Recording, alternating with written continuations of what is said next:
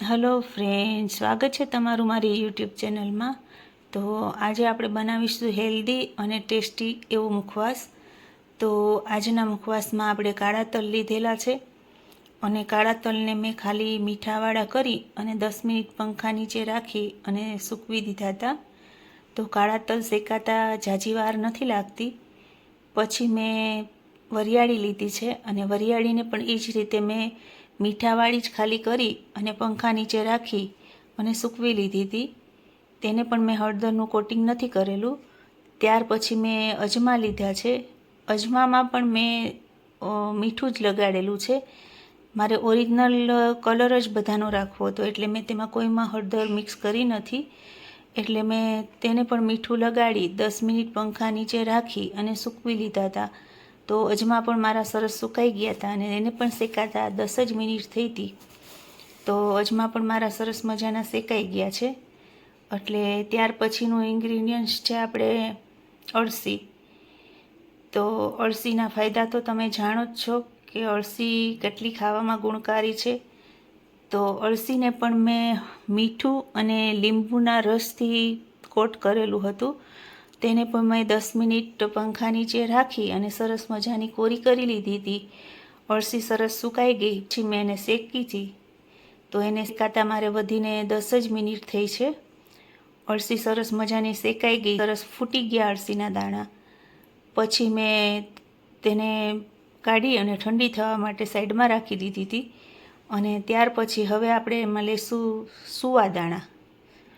તો સુવાદાણાનો પણ ઘણા ફાયદા હોય છે। એ પણ આપણા વડવાઓ ઘણા સુવાદાણાનું પાણી અને સુવાની ફાકી એવું બધું જમ્યા પછી ઉપયોગ કરતા હતા। તો આજે આપણે મુખવાસમાં સુવાદાણા પણ લીધેલા છે।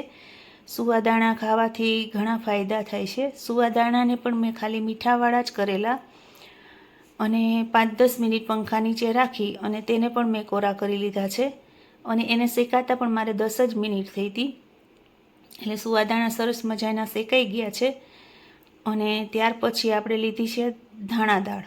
તો ધાણા દાળ તો આપણે ક્રિસ્પી જ હોય છે, પણ ખાલી તેનો ભેજ ન રહે અને સરસ મજાની થોડી ક્રિસ્પી થઈ જાય એટલે 5-10 મિનિટ પૂરતી મેં એને લોયામાં રાખી અને તરત કાઢી લીધી હતી।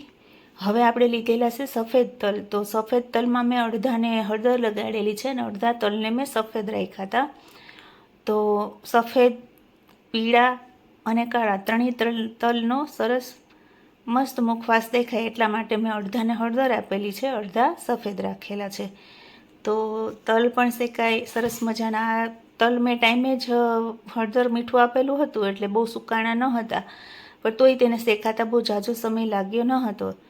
તો હવે આપણું બધું જ ઇન્ગ્રીડિયન્ટ્સ સરસ મજાનું શેકાઈ ગયા હતા અને એને મેં થાળીમાં રાખી અને ઠંડા થવા માટે રાખી દીધા હતા। ત્યાં આપણા તલ પણ સરસ શેકાઈ ગયા છે। તો હવે આપણો મુખવાસ રેડી થવાની તૈયારીમાં છે। તો આપણી બધી જ વસ્તુ અત્યારે સરસ મજાની ઠંડી થઈ ગઈ છે। તો આપણો મુખવાસ અત્યારે કમ્પ્લીટ છે। તો મુખવાસને સરસ મજાની બધી વસ્તુને ઠંડી કરી અને મિક્સ કરી અને આપણો આ મુખવાસ રેડી થઈ ગયેલો છે। તો મેં સરસ મજાનો મુખવાસ બનાવેલો। તો તમે પણ આવો મુખવાસ બનાવી અને મને ફીડબેકમાં કોમેન્ટ કરજો કે આ મુખવાસ હેલ્થ માટે કેટલો સારો છે અને તમે બનાવેલો તો તમને આનો ટેસ્ટ કેવો લાગેલો છે। તો મારી ચેનલને લાઈક અને મારી ચેનલને સબસ્ક્રાઈબ કરવાનું ના ભૂલતા। તો આજનો આ મુખવાસ તમને કેવો લાગે છે તો પ્લીઝ અને કોમેન્ટ કરી અને મને જવાબ આપશો। તો અત્યારે આપણો આ મુખવાસ રેડી છે, તૈયાર છે। તો તમને કેવો લાગ્યો આજે અમારો મુખવાસ?